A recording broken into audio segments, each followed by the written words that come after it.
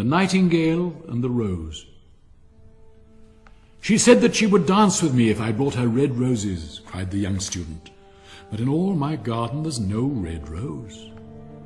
From her nest in the holm oak tree, the nightingale heard him, and she looked out through the leaves and wondered. "No red rose in all my garden," he cried, and his beautiful eyes filled with tears. "Ah, on what little things does happiness depend! I have read all that the wise men have written, and all the secrets of philosophy are mine, yet for want of a red rose is my life made wretched." "Here at last is a true lover," said the nightingale. "Night after night have I sung of him, though I knew him not. Night after night have I told his story to the stars, and now I see him. His hair is dark as the hyacinth blossom, and his lips are red as the rose of his desire. But passion has made his face like pale ivory, and sorrow has set her seal upon his brow." "The prince gives a ball tomorrow night," murmured the young student, "and my love will be of the company. If I bring her a red rose, she will dance with me till dawn. If I bring her a red rose, I shall hold her in my arms, and she will lean her head upon my shoulder, and her hand will be clasped in mine. But there is no red rose in my garden, so I shall sit lonely, and she will pass me by. She will have no heed of me, and my heart will break." "Here indeed is the true lover," said the nightingale. "What I sing of he suffers. What is joy to me, to him is pain. Surely love is a wonderful thing. It is more precious than emeralds and dearer than fine opals. Pearls and pomegranates cannot buy it, nor is it set forth in the marketplace. It may not be purchased of the merchants, nor can it be weighed out in the balance for gold." "The musicians will sit in their gallery," said the young student, "and play upon their stringed instruments, and my love will dance to the sound of the harp and the violin. She will dance so lightly that her feet will not touch the floor, and the courtiers in their gay dresses will throng round her. But with me she will not dance, for I have no red rose to give her." And he flung himself down on the grass and buried his face in his hands and wept. "Why is he weeping?" asked a little green lizard as he ran past him with his tail in the air. "Why, indeed," said a butterfly who was fluttering about after a sunbeam. "Why, indeed," whispered a daisy to his neighbour in a soft, low voice. "He is weeping for a red rose," said the nightingale. "For a red rose?" they cried. "How very ridiculous!" And the little lizard, who was something of a cynic, laughed outright. But the nightingale understood the secret of the student's sorrow, and she sat silent in the oak tree and thought about the mystery of love. Suddenly she spread her brown wings for flight and soared into the air. She passed through the grove like a shadow, and like a shadow she sailed across the garden. In the center of the grass plot was standing a beautiful rose tree, and when she saw it, she flew over to it and lit upon a spray. "Give me a red rose," she cried, "and I will sing you my sweetest song." But the tree shook its head. "My roses are white," it answered, "as white as the foam of the sea, and whiter than the snow upon the mountain.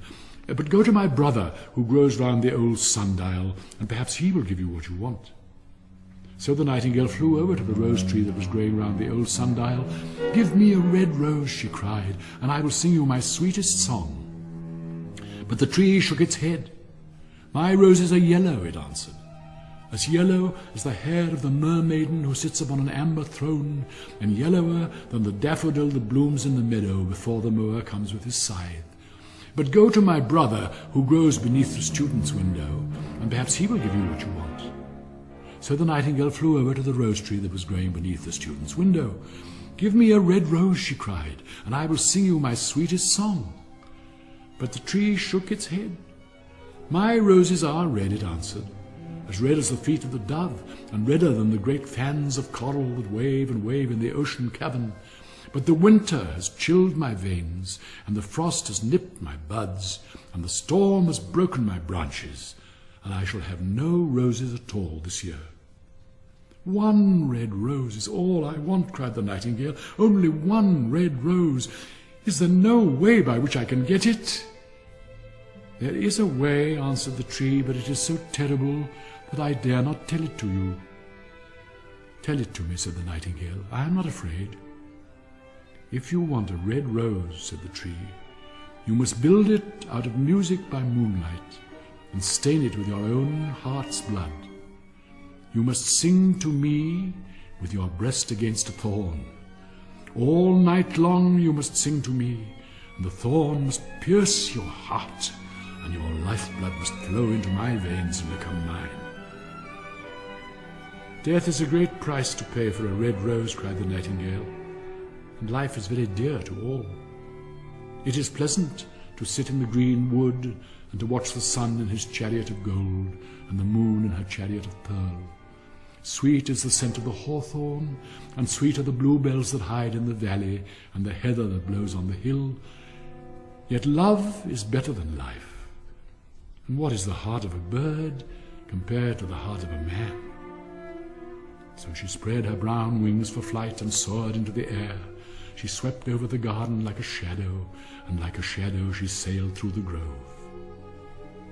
The young student was still lying on the grass where she had left him, and the tears were not yet dry in his beautiful eyes. "Be happy," cried the nightingale, "be happy.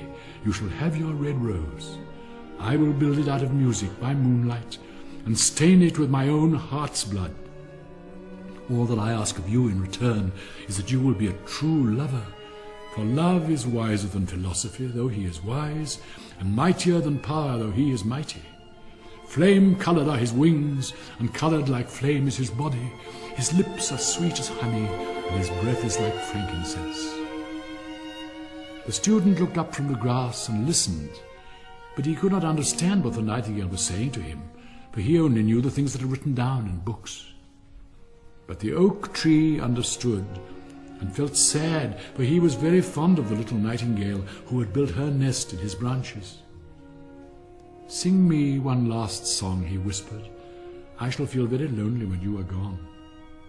So the nightingale sang to the oak tree, and her voice was like water bubbling from a silver jar.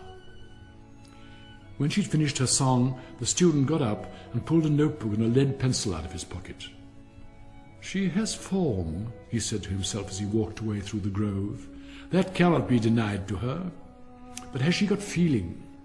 I am afraid not. In fact, she is like most artists. She is all style without any sincerity. She would not sacrifice herself for others. She thinks merely of music, and everybody knows that the arts are selfish. Still, it must be admitted that she has some beautiful notes in her voice. What a pity it is that they do not mean anything or do any practical good." And he went into his room and lay down on his little pallet bed and began to think of his love, and after a time he fell asleep. And when the moon shone in the heavens, the nightingale flew to the rose tree and set her breast against the thorn. All night long she sang with her breast against the thorn, and the cold crystal moon leaned down and listened.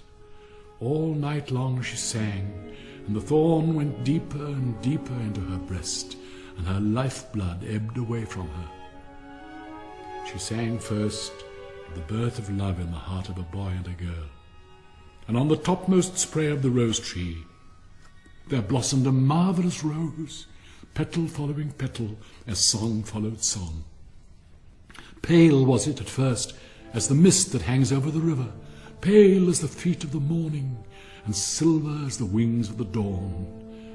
As the shadow of a rose in a mirror of silver, as the shadow of a rose in a water pool, so was the rose that blossomed on the topmost spray of the tree. But the tree cried to the nightingale to press closer against the thorn. "Press closer, little nightingale," cried the tree, "or the day will come before the rose is finished." So the nightingale pressed closer against the thorn, and louder grew her song, for she sang of the birth of passion in the soul of a man and a maid, and a delicate flush of pink came into the leaves of the rose, like the flush in the face of the bridegroom when he kisses the lips of the bride. But the thorn had not yet reached her heart, so the rose's heart remained white. Only a nightingale's heart's blood can crimson the heart of a rose. And the tree cried to the nightingale to press closer against the thorn. "Press closer, little nightingale," cried the tree, "or the day will come before the rose is finished." So the nightingale pressed closer against the thorn, and the thorn touched her heart, and a fierce pang of pain shot through her. Bitter, bitter was the pain, and wilder grew her song, for she sang of the love that is perfected by death, of the love that dies not in the tomb. And the marvellous rose became crimson like the rose of the eastern sky. Crimson was the girdle of petals, and crimson as a ruby was the heart. But the nightingale's voice grew fainter, and her little wings began to beat, and a film came over her eyes. Fainter and fainter grew her song, and she felt something choking her in her throat. Then she gave one last burst of music. The white moon heard it, and she forgot the dawn and lingered on in the sky. The red rose heard it, and it trembled all over with ecstasy, and opened its petals to the cold morning air. Echo bore it to her purple cabin in the hills, and woke the sleeping shepherds from their dreams. It floated through the reeds of the river, and they carried its message to the sea. "Look, look," cried the tree, "the rose is finished now." But the nightingale made no answer, for she was lying dead in the long grass with a thorn in her heart. And at noon the student opened his window and looked out. "Why, what a wonderful piece of luck!" he cried. "Here is a red rose. I've never seen any rose like it in all my life. It is so beautiful that I'm sure it has a long Latin name." And he leaned down and plucked it. Then he put on his hat and ran out to the professor's house with the rose in his hand.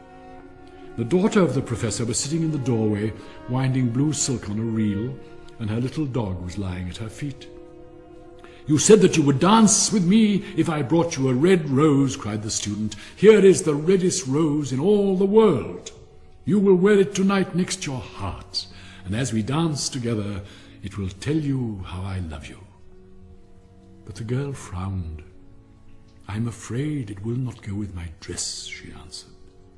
"And besides, the Chamberlain's nephew has sent me some real jewels, and everybody knows that jewels cost far more than flowers." "Well, upon my word, you are very ungrateful," said the student angrily. And he threw the rose into the street, where it fell into the gutter, and a cartwheel went over it. "Ungrateful," said the girl. "I tell you what, you are very rude. And after all, who are you? Only a student. I don't believe you've even got silver buckles to your shoes, as the Chamberlain's nephew has." And she got up from her chair and went into the house. "What a silly thing love is," said the student as he walked away. "It is not half as useful as logic, for it does not prove anything, and it is always telling one of things that are not going to happen, and making one believe things that are not true. In fact, it is quite unpractical, and as in this age to be practical is everything, I shall go back to philosophy and study metaphysics." So he returned to his room and pulled out a great dusty book and began to read.